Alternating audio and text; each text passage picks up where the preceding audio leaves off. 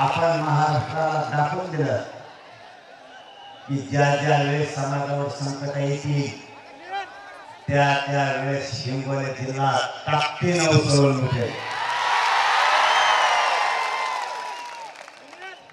माझा या हिंगोली जिल्ह्यातून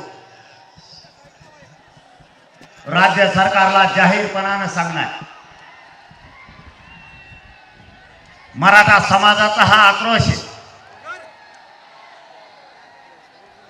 मराठा समाज स्वतःच्या मुलाच्या न्यायासाठी रस्त्यावर आलाय. एकट्या छगन भुजबळचं ऐकून तुम्ही जर मराठ्यावर अन्याय केला तर याद राखा, महाराष्ट्र किंवा आरक्षण छगन भुजबळची मक्तेदारी नाहीये. छगन भुजबळचं ऐकून जर मराठ्यावर अन्याय करण्याचा प्रयत्न केला तर 288 पैकी एकही उमेदवार सरकारचा निवडून येऊ देणार नाही.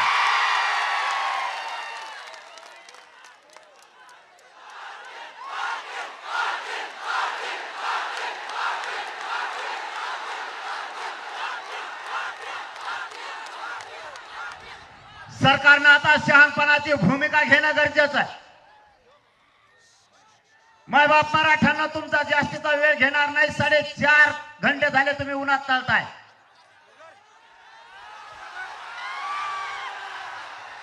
पण तुम्ही आणि आपण सगळ्यांनी उन्हाचे चटके सोसल्याशिवाय आपले मराठ्यांचे करोडो लेकरं असणारे सुखात बसणार नाहीयेत.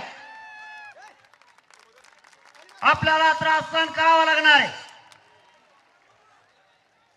राज्य सरकारला माझी विनंती, आक्रोश समजून घ्या.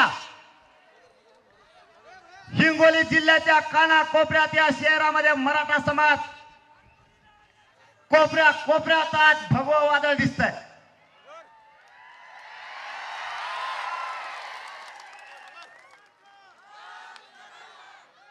जर छगन भुजबळचं ऐकून मराठ्यांच्या आरक्षणावरती अन्याय केला, आता जसं झालं तसं पुन्हा होईल.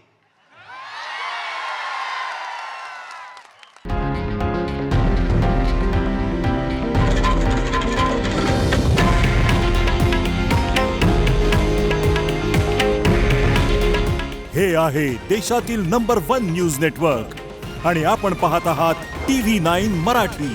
काळजी तुमची, हित महाराष्ट्राचं.